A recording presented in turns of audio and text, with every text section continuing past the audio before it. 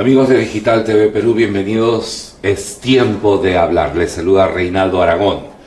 Estamos en estos días con toda esta, digamos, revolución que ha causado la decisión del Poder Judicial, el Tribunal Civil Superior de Lima, que ha determinado pues de que se debe sacar del enfoque que da el currículo nacional, que dice que si bien que aquello que consideramos femenino o masculino se basa en una diferencia biológica sexual, estas son nociones que vamos construyendo día a día en nuestras interacciones. Dice el Poder Judicial que esto debe ser extirpado de este currículo nacional por vulnerar los artículos 722 de la Ley General de Educación. Pero también dice otras cosas esta resolución judicial. Y para hablar de este tema están con nosotros Juliana Cachia. Bienvenida, Juliana. Gracias, Reinaldo, por la invitación. Juliana es directora de la Fundación para la Familia, FAM, que realiza diferentes jornadas acerca de la defensa y promoción de los valores familiares. También estamos con el abogado Juan Carlos Puertas, presidente de la Asociación Antonín Scalia. Gracias, Reinaldo, por la invitación. Gracias también por estar con nosotros. Doctor Puertas fue uno de los ponentes también en el tribunal con respecto a esta demanda de acción popular que se presentó a nombre de los padres de familia, en realidad la Asociación Padres en Acción, ¿no es así? ¿No? Y que obtuvo esta resolución de la Corte Superior de Justicia de Lima en la primera sala civil. Sobre esto vamos a conversar en un instante. Esto es Tiempo de Hablar en Digital TV Perú. Volvemos. Lo que ha resuelto la sala, hay que recordar que la demanda tiene dos pilares. El primer pilar es la no consulta a los padres, conforme al artículo 7 y 22 de la Ley de Educación, ¿no? Está mencionado en la sentencia. Es más, se sustenta en el artículo 7 y 22 de la Ley General de Educación. Sí.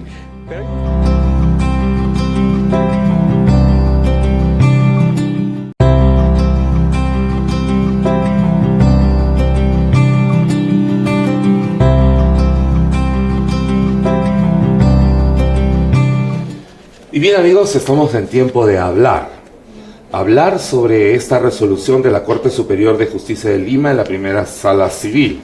Hay una serie de considerandos en la parte expositiva. Claro, en la parte expositiva se ponen los argumentos de una y otra parte, ¿no es así? En la sentencia. Sí, esa es la parte expositiva, luego viene la parte considerativa, donde están los argumentos de la Corte, y la parte resolutiva, que es lo que finalmente resuelve una sentencia, ¿no? Claro, y la parte resolutiva es la que dice que a ver, acá tenemos felizmente el documento, y dice: se declara nula la resolución ministerial solamente en el extremo que aprueba el Currículo Nacional de Educación Básica respecto al enfoque de igualdad de género. Esa sería la primera parte de esta resolución, doctor Puertas. ¿Qué importancia tiene en esta resolución judicial? Sí, antes que nada quisiera aclarar, ¿no? La Asociación Antonín Scalia presentó una amicus curiae, no es que hayamos sido ponentes. Es una opinión para la Corte. Pero fue requerida su participación. No, nosotros la solicitamos. La solicitaron como... Así es. Es usual en procesos constitucionales, cuando una entidad especializada, Antonín Scalia es una asociación de abogados, claro, ¿no? Con los debidos posgrados y demás maestrías que se requiere para ver este tema. Entonces, dentro de nuestros objetos está el tema del derecho a educar a los hijos. Entonces, habiendo un interés objetivo, presentamos una opinión especializada, la misma que fue admitida por la Corte. Nosotros lo solicitamos. Ajá. ¿No? Claro, vale la precisión. Sí, porque después han dicho que hay alguna obligación de imparcialidad de nuestra asociación, y eso es falso, ¿no? Todo amicus curiae es una opinión, en primer lugar, técnica, y en segundo lugar, si tiene algún interés objetivo, es decir, con lo que se discute en el proceso, no con las partes. Entonces, no hay ningún problema ni ningún deber de imparcialidad sobre una postura u otra. Claro, habría que decir también que el doctor Justo Balmaceda fue más bien el ponente de... El abogado de Padres en Acción. Del abogado de Padres en Acción, ¿no es cierto? Exacto. Bien, pero entonces vayamos ahora a la consideración de este documento, ¿no es así? ¿Cuál es la importancia de esta decisión judicial? Aunque se considera que es en primera instancia, ¿no es así? Sí, es una primera instancia de la Corte Superior, ¿no? La segunda instancia sería la Sala Constitucional de la Corte Suprema. De todas maneras, el expediente va a ir a la Sala Constitucional, ya sea que las partes apelen o porque tienen que subir en consulta, porque ese es el procedimiento de una acción popular, ¿no? En cuanto a lo que ha resuelto la Sala, hay que recordar que la demanda tiene dos pilares. El primer pilar es la no consulta a los padres, conforme al artículo 7 y 22 de la Ley de Educación, ¿no? Está mencionada en la sentencia. Es más, se sustenta en el artículo 7 y 22 de la Ley General de Educación. Sí. Pero hay un segundo pilar que no ha decidido desarrollar la Sala, que es el pilar de que se afecta el derecho a elegir libremente el centro educativo, ¿no? Porque la Sala considera que no se ha aprobado. A ver, y la Sala ha preferido irse por un tema de forma, ¿no? Cuando es un tema de forma, la Sala, y como de hecho está acreditado en el expediente, ha considerado que no se ha consultado con los padres, en consecuencia se declara nula el enfoque transversal de igualdad de género. Pero no es todo el enfoque, sino la parte que establece la disociación entre sexo biológico y género, que es el corazón mismo de la ideología de género, ¿no? Lo demás no lo ha desarrollado, ¿no? Ahora, esto es importante porque evidentemente declara nulo el currículo y obliga al Ministerio a tener que entablar mecanismos para conversar con los padres de familia sobre la idoneidad o no idoneidad de la manera en que se pretende alcanzar el objetivo llamado que es igualdad de género. Ajá. Y bueno, al decir que no fue considerada la opinión de los padres de familia, Juliana, esto no es algo superficial, ¿no es cierto? No es un tema superfluo, ¿no es cierto? Esto lo menciona claramente la Ley General de Educación.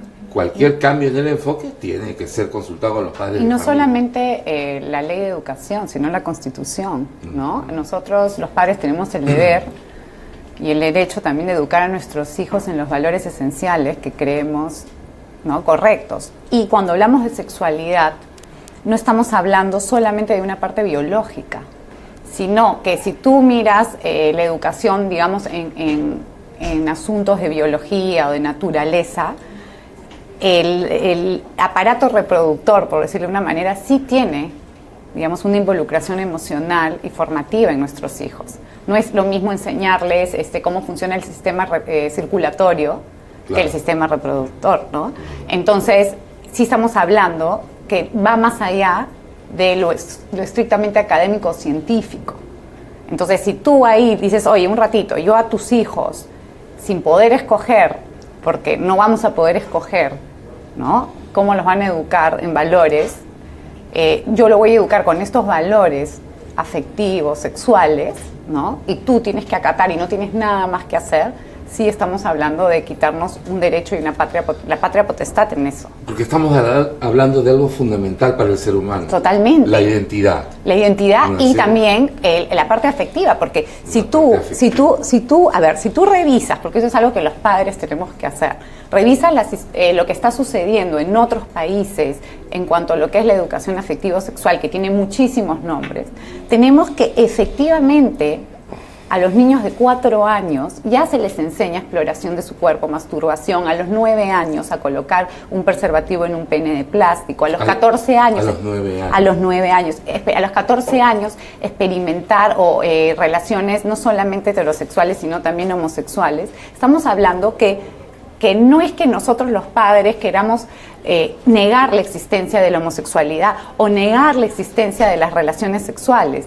Lo que estamos diciendo es, un ratito, el valor que nosotros le debemos poner a esa conducta la ponemos nosotros, no la escuela.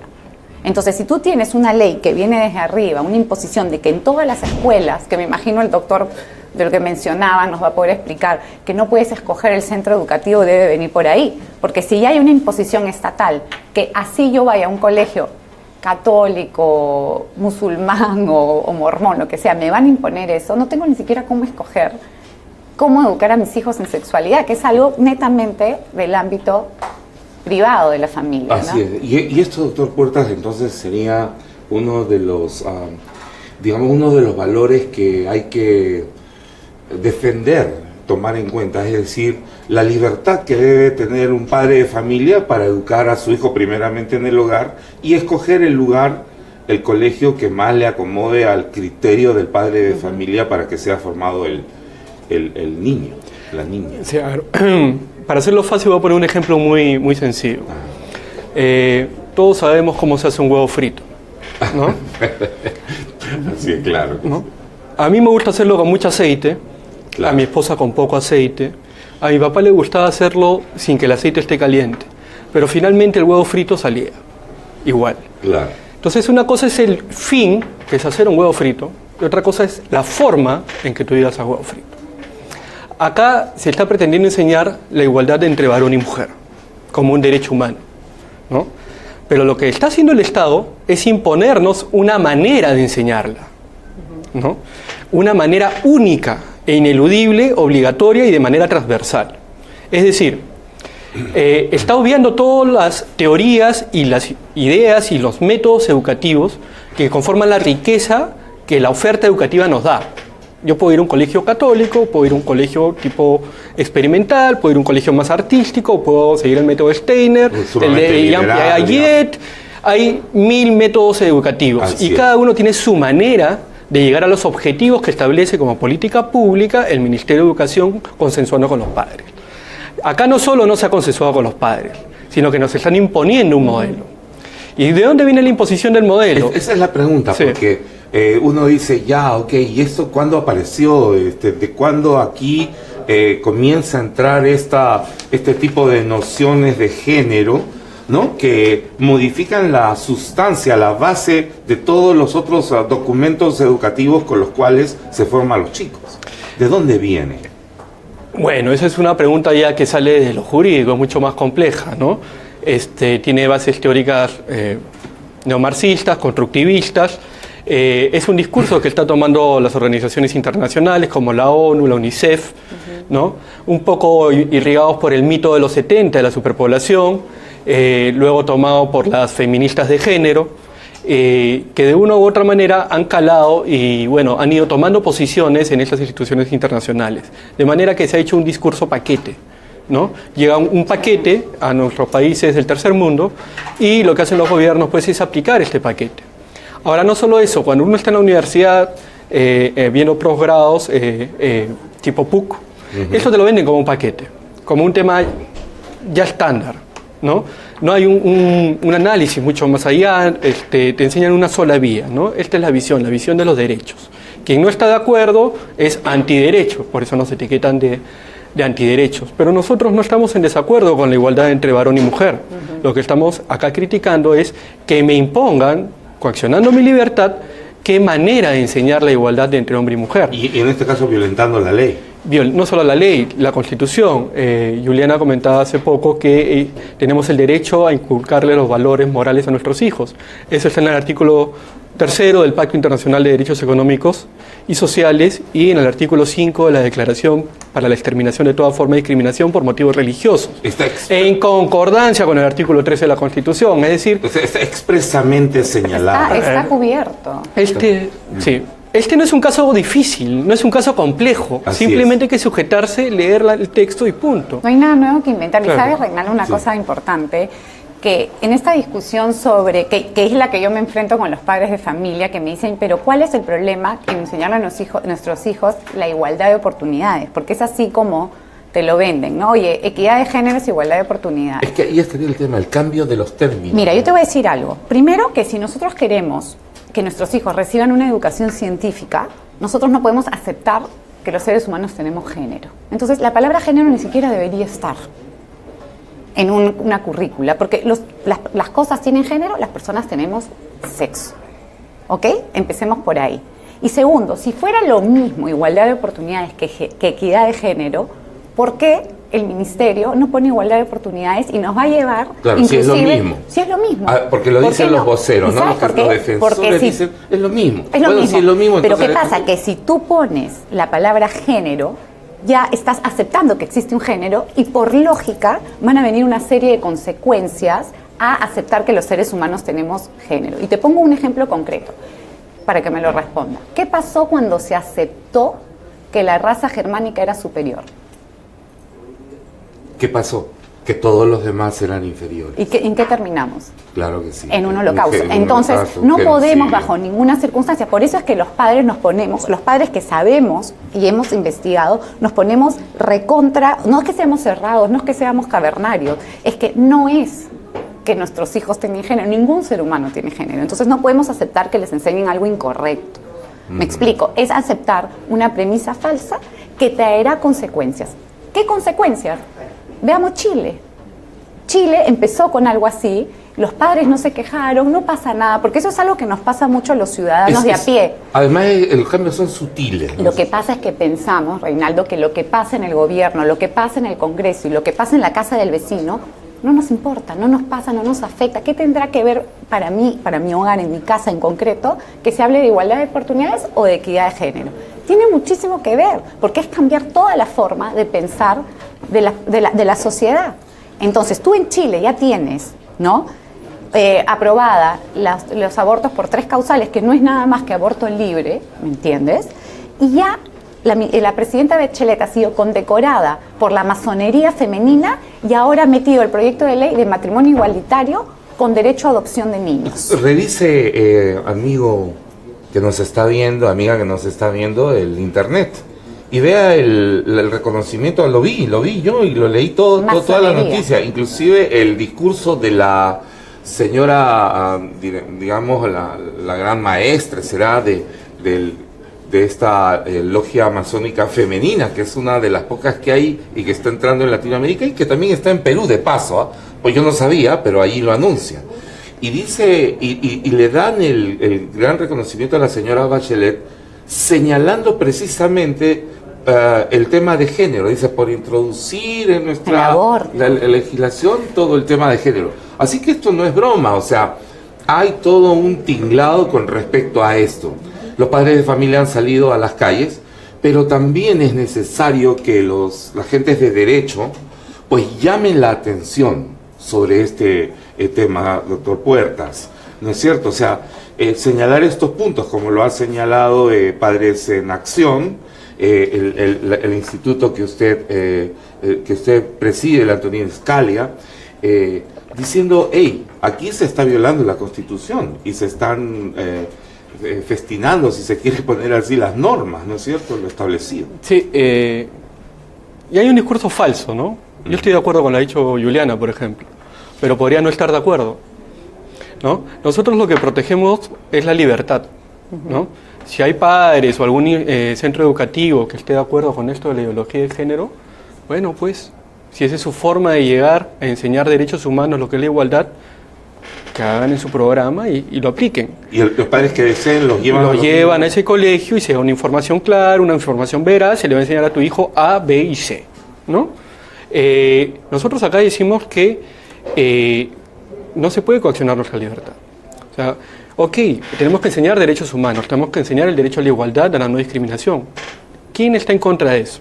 Nadie está en contra de eso. Sí. Por eso insisto, acá lo que se está custodiando no solo es la libertad de elegir de nosotros, porque acuérdense que los gobiernos son coyunturales. De acá a 10 años, ¿qué pasa pues si viene un gobierno fundamentalista católico, ¿no?, y comienza a obligar a todos los colegios a enseñar la sexualidad rígidamente conforme a los valores de abstinencia, ¿no? Y yo se lo impongo a los padres ateos. Obviamente estaría coaccionando la libertad de los padres ateos. En todos los colegios, inclusive los laicos. En todos los colegios. Entonces es un tema que va de ida y viene de vuelta. Vamos a profundizar un poco más en este tema, porque en realidad aquí, como se está escuchando en esta mesa, se está defendiendo la libertad. La libertad de elegir, la libertad de educar, que además está señalada expresamente en la Constitución y en los pactos internacionales de los cuales el Perú es signatario. Vamos a hacer una pausa, es tiempo de hablar de este tema. Volvemos aquí en Digital TV Perú.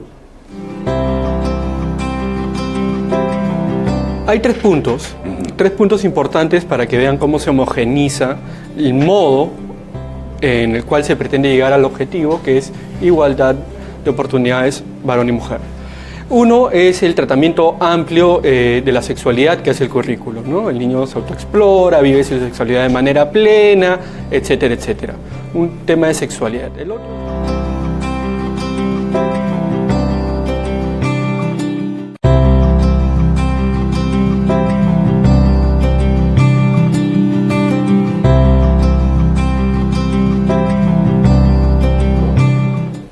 Es tiempo de hablar aquí en Digital TV Perú. Y estamos con Juliana Cacha de la Fundación para la Familia y Juan Carlos Puertas de la Asociación Antonín Scalia. Y estábamos conversando precisamente sobre esta resolución del Poder Judicial de la Corte Superior, Primera Sala Civil, con respecto al Currículo Nacional de Educación. Y estábamos conversando fuera de cámara sobre si este enfoque y este currículo nacional que está en vigencia en todas sus partes, menos en esta señalada por la sala, ¿no es así? Aún está en vigencia, aún no se ha ejecutado de manera inmediata esta resolución, hasta donde tengo entendido. Claro, porque está en consulta, ¿no? Está como en un stand-by. Está en un stand-by. En un stand-by. Pero decía que en este currículo o en las normas del Ministerio de Educación, digamos, se imponía a todas las escuelas, los colegios, un solo enfoque, digamos, en este tema que tiene que ver con la sexualidad, el desarrollo sexual, el enfoque de género que está en este currículo nacional. Hay tres puntos importantes para que vean cómo se homogeneiza el modo en el cual se pretende llegar al objetivo, que es igualdad de oportunidades varón y mujer. Uno es el tratamiento amplio de la sexualidad que hace el currículo, ¿no? El niño se autoexplora, vive su sexualidad de manera plena, etcétera, etcétera. Un tema de sexualidad. El otro es el tema de género, un tema anticientífico que disocia al sexo biológico de la palabra género, ¿no? Pero hay un tercero que enseña al niño a que todas las actitudes y las conductas y comportamientos relacionados a la sexualidad o la construcción son igualmente valorables. No sé si me explico. No, ¿cómo igualmente valorable? Que todos los modos, actitudes y comportamientos relacionados a la sexualidad o a la construcción de la identidad, que ellos llaman de género, son igualmente valorables. ¿Qué es lo que me está diciendo en esta línea? Está aplanando, igualando cualquier tipo de comportamiento. Es decir, es igual un transespecie que un heterosexual. Es igual un homosexual que un heterosexual. Es decir, todos los comportamientos son moralmente iguales. Y eso es homogeneizar una moral. Entonces, si vivimos en un país plural, donde tenemos diferentes visiones morales, hay elementos que el Estado no puede aplanar, no puede ordenar, puede vigilar, ¿no es cierto? Que no puede ordenar que sigan una misma línea. Es una zona exenta de intervención estatal. Claro, ¿no? es allí, digamos, intervenir sobre la libertad de las personas. Por ejemplo, yo tengo un pésimo defecto, soy fumador. A ti moralmente o como conducta, ¿cómo calificarías esa conducta mía? Claro, me puede parecer algo negativo. No, es que de hecho es negativo. Ajá, ¿no? Claro. Por ejemplo, sabemos que las personas que sufren la transexualidad tienen un promedio de vida de 40 años, que se suicidan 5 o 6 veces más que una persona heterosexual, que las personas homosexuales tienen 4 veces más riesgo de contraer VIH o enfermedad de transmisión sexual. Eventualmente, fuera del plano ideológico, del plano de creencia, por simples estadísticas, yo como padre le puedo decir, estas conductas son conductas de riesgo, simplemente basándome en estadísticas. Pero lo que me están diciendo acá es que no, todas son iguales, ¿no? Entonces, ¿dónde está la diversidad moral? ¿Dónde está mi derecho a inculcarle a mis hijos determinado patrón moral? Que yo como padre soy el que se lo debo dar, ¿no? Conforme los tratados que ya hemos señalado. Entonces, eso es totalitarismo, ¿no? Homogeneizar la moral es totalitarismo. Todos tienen que pensar de una misma manera. ¿Dónde está el pluralismo? ¿Dónde está la libertad? De pensamiento. Y de esta forma, Juliana, estaríamos entrando así a volver a épocas, pues, del comunismo más duro, ¿no? Restrictivo, del totalitarismo, ¿no? En realidad, ¿no? Claro, porque es ponernos, o sea, y un poco para ampliar, enriquecer, ¿no? Encima nos acusan a los padres que no queremos educarlos bajo esa visión totalitaria de que no somos capaces de educar a nuestros hijos, que los educamos mal, porque los educamos en valores, pues, retrógrados o discriminadores. Ese es un tema, Juliana. Tú trabajas con familias, ¿no? Sí, con familias, ¿no es cierto? Y vas con los padres de familia, y discutes. Y seguramente una de las preguntas, y queremos hacértela acá, es decir, bueno, pero la posición que tú defiendes, digamos, puede ser conservadora, ultraconservadora, ultrarreligiosa, digamos, ¿no? ¿Y qué hay con los derechos de las personas que no piensan como de esta forma religiosa, moral, ¿no? Que son más liberales, que tienen sus propios conceptos acerca de la sexualidad, transexualidad? Pero como dice el doctor, que lo que estamos haciendo es que todos, el ultraconservador, el ultra religioso y el ultraliberal, que va a la marcha del orgullo gay, todos podemos hacer lo que querramos. El problema con lo que están pretendiendo es que nosotros, los que podemos pensar no como los liberalísimos, ¿no? No podamos educar a nuestros hijos como queremos. ¿Y sabes cuál es el peligro ahí, mencionando lo del totalitarismo?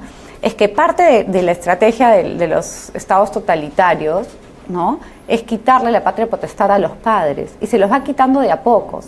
Entonces, ahorita me van a decir a mí que yo no soy capaz de educar a mis hijos en valores sexuales, o valores morales, o valores éticos. Entonces me los quitan, y el Estado es el que los va a educar. Entonces, ¿yo qué soy al final? Una máquina productora de soldados para el Estado, para que ellos los adoctrinen. No, yo soy la madre, mi esposo es el padre, y los dos somos responsables de educar a ese ser humano para que sea libre, para que escoja bien. Somos los padres, el Estado no puede reemplazar nuestra labor educativa, y eso es lo que se pretende. ¿Por qué? Porque mientras más le quites al padre o a los padres la potestad de educar a sus hijos, más libres le dejas a que le imponga el Estado una forma de pensar y que después sirva a un sistema.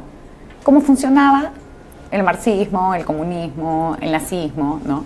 Claro. Ahora, lo interesante de esto, y si uno se pone a observar, digamos, lo que está ocurriendo en el mundo, es que esto no están haciendo en los países procomunistas, sino más bien están haciendo en la Europa occidental, sí, y entre comillas cristiana. Es que ahora, ¿no?, el gran problema antes eran los regímenes comunistas en el siglo XX. Hoy en el siglo XXI el gran problema es los pensamientos progresistas, que se llaman, ¿no? Entonces, efectivamente, todo el mundo dice que somos atrasados en el Perú, ¿no?, que somos cavernarios. A mí me da risa cuando dicen, oye, los que piensan así son cavernícolas. Y yo le digo, sí, pues porque desde la época de la caverna respetamos la naturaleza humana, efectivamente. Y ahora no es que nos puedan venir a imponer un pensamiento de una minoría de minorías, como diciéndonos que es lo natural y lo científico, ¿no?, que es el género.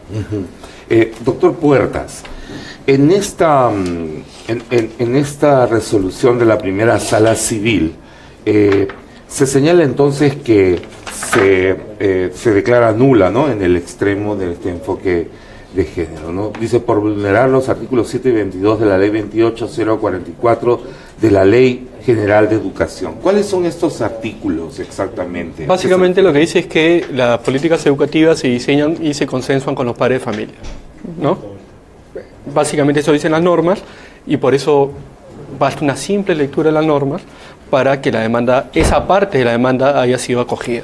En la exposición oral, ¿no es cierto?, ante el tribunal, el Ministerio de Educación pudo mostrar los documentos de estas consultas. Dijo que de ninguna manera. Lo que alegó tanto en su contestación a la demanda como en el informe oral, el Procurador de Asuntos Constitucionales, es que esa era una participación limitada conforme a las demás normas, y que el Consejo Nacional por la Educación era el que suplía de alguna manera esa participación de los padres, lo cual es falso. El Consejo Nacional de Educación. Así, lo cual es falso, porque esos son funcionarios contratados por el gobierno. Claro, ¿qué es el Consejo Nacional de Educación? ¿Ahí participan padres de familia?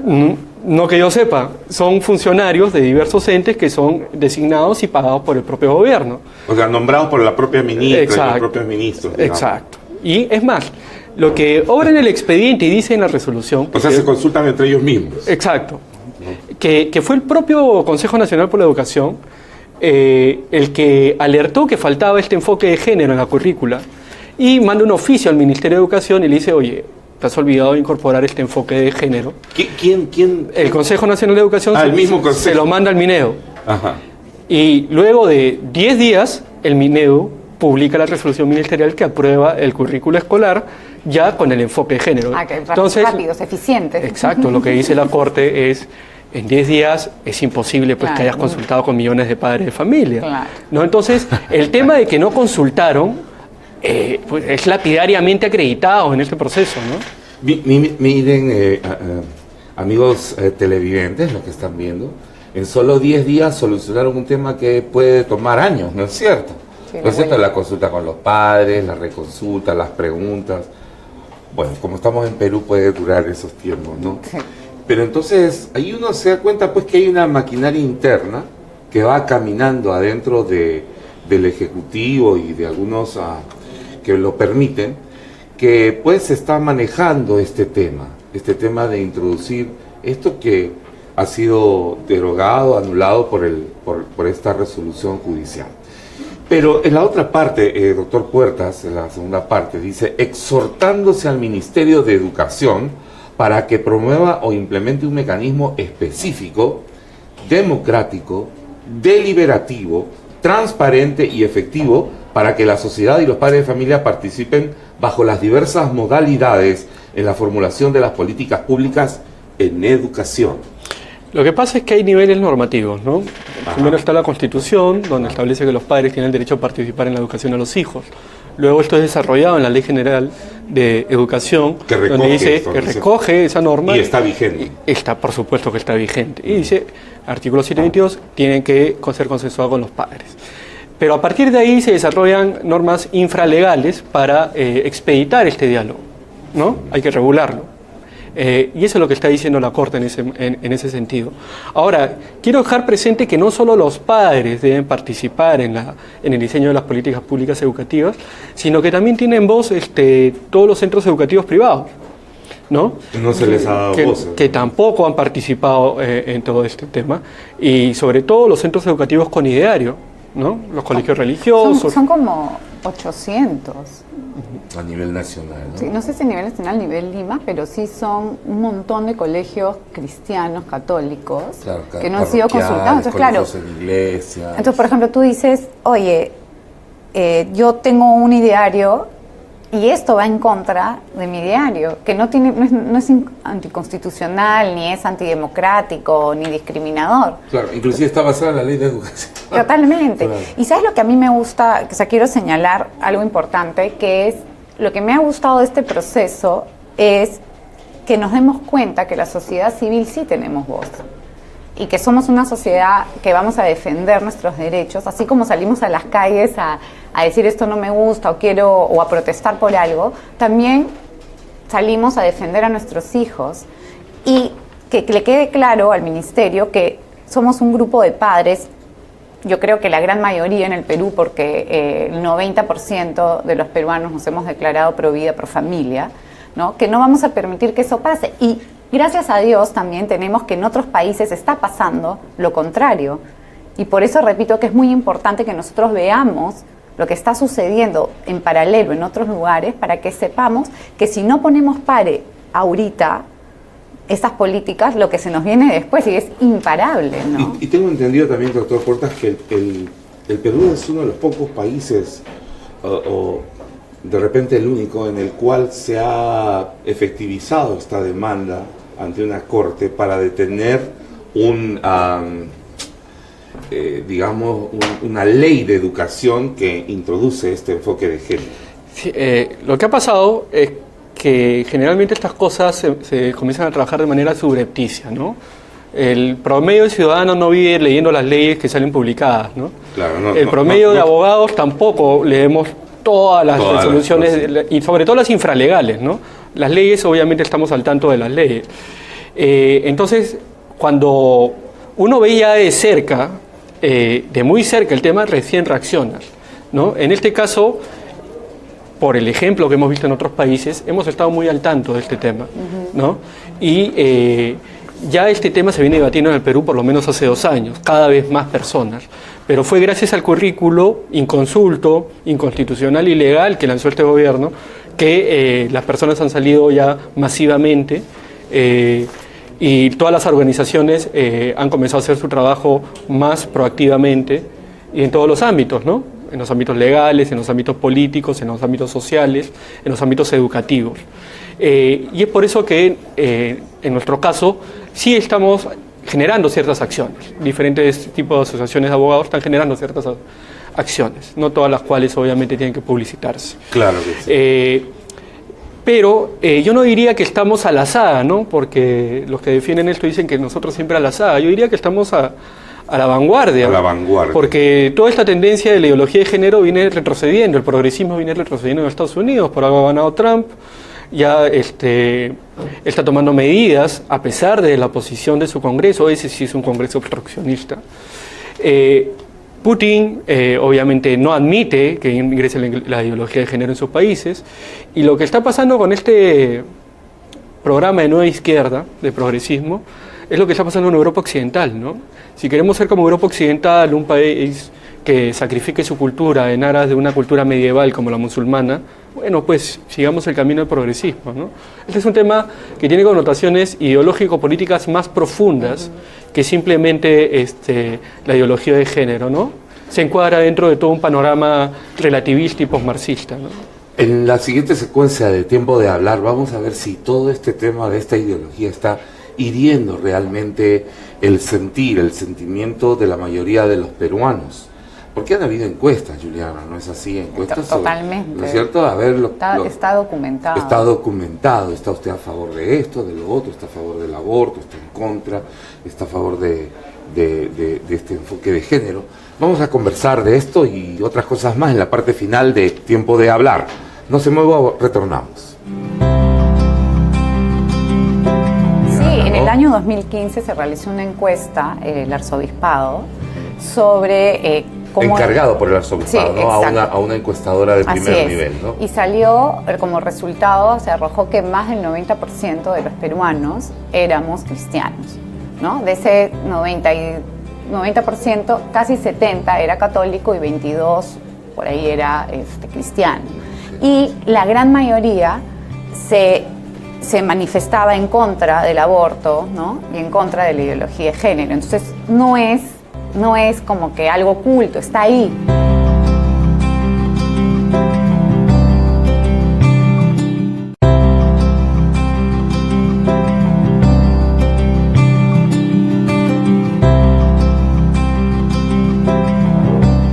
Así es, estamos en Tiempo de Hablar aquí en Digital TV Perú. Y estábamos conversando sobre las manifestaciones de los padres de familia, ¿no? Se han publicado encuestas, Juliana, sí, en ¿no? el año 2015 se realizó una encuesta, el arzobispado, sobre cómo... Encargado por el arzobispado, sí, ¿no? A una encuestadora de primer nivel, ¿no? Y salió, como resultado, se arrojó que más del 90% de los peruanos éramos cristianos, ¿no? De ese 90%, casi 70% era católico y 22% por ahí era cristiano. Y la gran mayoría se manifestaba en contra del aborto, ¿no? Y en contra de la ideología de género. Entonces no es como que algo oculto, está ahí. El problema es que los medios de comunicación, la mayoría de medios, están tomados por esta ideología y lo que sacan a la luz, que pareciera que es la opinión pública, pero no lo es como que si la gran mayoría estuvieran de acuerdo con esta forma de ver progresista, ¿no? Y ocultan las verdaderas estadísticas y la verdadera información. Entonces, de esa manera, un ciudadano, como mencionaba el doctor, que no tiene tiempo o interés en ahondar en leyes o en lectura o en política, que es normal, porque todo el mundo tiene cosas que hacer, lo que compra es lo que los medios le dan. Y acá, Juliana, tú puedes explayarte. Este es un medio completamente independiente.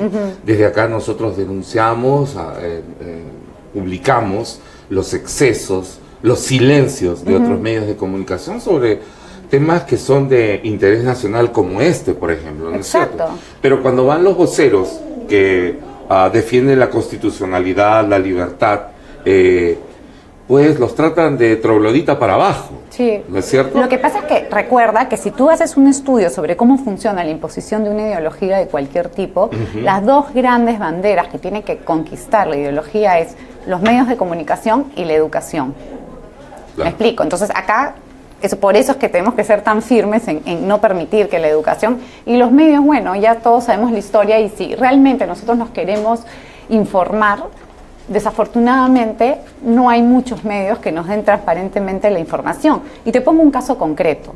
Si tú ves, y está también documentado porque hay un estudio sobre los titulares y la cobertura que se dio a la marcha Ni Una Menos el año pasado y a la Marcha por la Vida es radicalmente diferente, ¿no? La Marcha por la Vida tienes titulares del tipo marcha contra derechos de mujeres, bloquean Javier Prado. Esa es la Marcha por la Vida, ¿no? Pero la de Ni Una Menos es Ni Una Menos, la marcha más multitudinaria, paralizó los corazones, y tienes páginas centrales, portadas. Entonces ahí tú te das cuenta, si has estado en las dos marchas, que la información, por ejemplo, está totalmente sesgada. Sí. Y eso lo podemos trasladar a un montón de aspectos, ¿no? Tenemos periodistas que son líderes de opinión que tratan de imponer, o sea, ya ni siquiera hablamos de una objetividad donde yo presento las dos posiciones, ¿no? Hay una posición clara y es la que se le presenta a la opinión pública. Y si tú te sientas a conversar con cualquier persona en una reunión, no digamos profesional, sino de amigos del colegio, normalmente los discursos o las opiniones de las personas son las que los medios ven, ¿no? Inclusive decir estas cosas puede ser calificado y nadie se pregunta por qué se utiliza esta palabra como un crimen de odio, ¿no es cierto? Un crimen de odio. Pero bueno, son estas palabras que comienzan a aparecer y comienzan a ser difundidas, diseminadas por algunas personas y algunos medios, y la gente se los cree. Por eso es que yo creo que los padres, sobre todo, y el ciudadano en general, tienen la obligación de informarse y formarse. Ese es el tema. ¿No? Pero bien, porque hay mucho superficialidad en la discusión, ¿no? O sea, oye, pero yo pues quiero igualdad de oportunidades, no quiero homofobia, claro, no quiero discriminación. ¿Qué tenemos en contra de las personas homosexuales? Pero si profundizas, o sea, ni siquiera tienes que irte al centro de la Tierra, o sea, basta profundizar unos centímetros y te vas a dar cuenta que eso es la capa más superficial de cómo te tratan de vender o imponer esta ideología, ¿no? Doctor Puertas, estamos en la parte final ya de nuestro programa. ¿Qué es lo que viene en el tema legal? Respecto a este proceso, tengo entendido que el plazo para apelar vence hoy o mañana. Puede apelar una, pueden apelar las dos partes, no puede apelar ninguna. Como lo dijo, en cualquier caso, esto va a subir a la Sala Constitucional de la Corte Suprema. Esperemos que la Sala Constitucional confirme esto, porque es un caso claro, ¿no? La ley es bastante expresa. Acá lo único complicado del caso es toda la presión mediática que hace el gobierno a través de sus medios y los medios que reciben dinero del Estado a estos valientes vocales, ¿no? Pero cualquier persona que lea las normas va a ver que tiene que consultarse con los padres de familia. Entonces, el caso no tiene nada de complicado. No hay una oposición entre el derecho a la igualdad, a la no discriminación y el consultar a los padres. No hay ninguna oposición entre la discriminación y el derecho a la igualdad y el modo que yo elija alcanzar, enseñar a los niños esos derechos. El discurso progresista constantemente fricciona y genera falsas oposiciones, ¿no? Si no estás de acuerdo con mi modo, eres un antiderecho. Todos estamos de acuerdo con los derechos humanos, ¿no? Obviamente, ¿cómo alcanzar los mismos? Hay una versatilidad que nos garantiza la ley y la Constitución y una libertad para saber en qué modo yo se lo enseño a mis hijos. ¿Cuál sería la forma en la cual el Ministerio debe consultar este currículo a los padres de familia? Hay instituciones, ¿no? Existen las APAFAS, existen organizaciones de los colegios comunitarios, ¿no? Existen también organizaciones de padres de familia. Ellos tendrán que implementar el mecanismo de manera que convoque a la más amplia base de padres que participen en el diseño, sobre todo de temas que abordan la moral. Por ahí leía a este señor León Tattenberg que construye una falacia de hombre paja, ¿no? Dice, van a tener que consultarle a los padres que la Tierra es redonda o algo por el estilo. Es una falacia, ¿no? Empezando porque la Tierra era redonda, se comprobó científicamente, ¿no? Eso hay que decirle al señor Tattenberg, que es una confirmación científica. Acá estamos hablando de temas morales y de mecanismos de enseñanza. No estamos hablando de ciencia. La ciencia, bienvenida sea. Es más, es tan bienvenida la ciencia que acredita pues que esta ideología no tiene ni pies ni cabeza, ¿no? Claro que sí. Tal cual. ¿Y qué dicen los padres de familia? Digamos, ¿cómo estarían las organizaciones de padres de familia satisfechas al momento de ser consultadas? ¿Directamente, a través de encuestas? Yo creo que... Perdóname, ¿y sí, frente siempre al ministerio o tendría que haber un ente dirimente, digamos, OMPE? Pues claro, el jurado de elecciones, por ejemplo. Alguien que sea neutral, porque, digamos, el ministerio ya no es neutral en este tema, claro, ¿no es cierto? O sea, yo ahí le cedo la palabra al doctor, porque me imagino que hay organizaciones intermedias que deben velar por los intereses de los padres de familia, y los padres, creo que como cualquier ciudadano normal, común y corriente, tiene derecho a opinar, y ya eso es lo que ha sucedido, por ejemplo, con las marchas de con Mis hijos no te metas, claro, ¿no? Que han salido a las calles los padres de familia, han recolectado firmas. Entonces, lo más importante, creo, es que los padres se involucren. O sea, que no sea algo que nos pasa por encima y luego nos encontramos con este monstruo dentro de nuestra casa que no sabemos cómo llegó ahí. Y es porque no podemos divorciarnos de la realidad política y cultural de nuestro país, porque es ahí donde nuestros hijos crecen y es ahí donde los educamos. Y es ahí donde cuando sean adultos ellos también tendrán sus propias familias y también tendrán que velar por nosotros como ancianos, ¿no? Donde se valore la vida, donde se valore la ley natural, ¿no? Ahora, Juliana, hay que reconocer también que los padres han cedido terreno. Porque se han desentendido. Claro, pero lo que pasa, Reinaldo... No han estado cuando han debido estar. Lo que pasa es que si tú... El progresismo, la ideología de género es algo tan reciente que te agarra... O sea, si no estás preparado, te agarra de improviso. Si tú normalmente, o sea, nosotros, que ya somos 2 o 3 generaciones antes... nuestros papás no tenían ni que preocuparse de eso. Teníamos que preocuparnos de hacer la cola para comprar leche, pero no de si nos iban a ideologizar o no. Claro, empezando por los términos, ¿no? Alguien dice, estamos en favor de la igualdad de género. Claro, ¿quién no? Si es que el género se refiere a varón y mujer. Claro, sexo. Sexo. Exacto. ¿No es cierto? Pero ahora resulta que ya no es así. No, ahora es como que te dicen, no, lo que pasa es que el bullying y la discriminación... O sea, yo he sido criada... He salido del colegio hace 25 años y en mi colegio, que no existía nada de esta ideología, nos enseñaban a no discriminar, a acoger al diferente. Había mucha más inclusividad con los niños con problemas que hoy. Muchísimos. Porque hoy hay el colegio más especializado, hay muchos más diagnósticos. Tú crecías con perrógate pericote y todos éramos de verdad iguales. Entonces, no me digan que ahora vamos a cambiar el mundo. Sí, yo estoy de acuerdo que tenemos que trabajar muchísimo porque existe, ojo, sí existe desigualdad en muchos espacios. Existe el bullying. Existe discriminación. O sea, eso no lo podemos negar. Pero a través de la ideología de género no vamos a salvar esos problemas. No nos engañemos. Bueno, algunos se preguntará entre nuestros televidentes, de repente dice, y esto, bueno, yo no tengo hijos ya en edad escolar, no tengo que ver en esto. Pues sí tenemos que ver. Porque además la implementación de todo esto sale de nuestros impuestos. Además. ¿No es cierto? Nos cuesta. Cuesta dinero, se invierte. Y si se confirma la eliminación de todo este enfoque, ¿quién paga todos estos libros impresos con esta ideología? ¿No es así? Debería pagarlo Marielu Martens, ¿no? Claro. Pues, y con que había que investigar con autorización de qué, de quién autorizó introducir este enfoque. Pero ojo que están los libros ya, o sea, ya hay muestras de que están con ideología de género. Por eso te digo, ¿y quién los autorizó? Porque eso cuesta dinero, ¿no? ¿Quién los aprobó? ¿Cómo? Bien, hay tantas preguntas, pero ya se acabó el tiempo de hablar. Hemos estado aquí en Digital TV Perú, agradecemos a Juliana, agradecemos al doctor Puertas por estar con nosotros.